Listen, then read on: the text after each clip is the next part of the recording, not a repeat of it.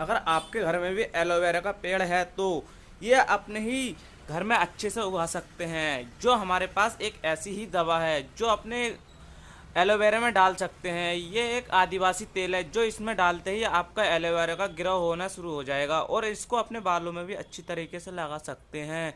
ये एलोवेरा हमारा 30 दिन में तैयार हो चुका है, जो हमने आदिवासी तेल को लगाकर इसमें अच्छी सी ग्रो कर चुके हैं। अगर आपको भी करना हो तो अपने आदिवासी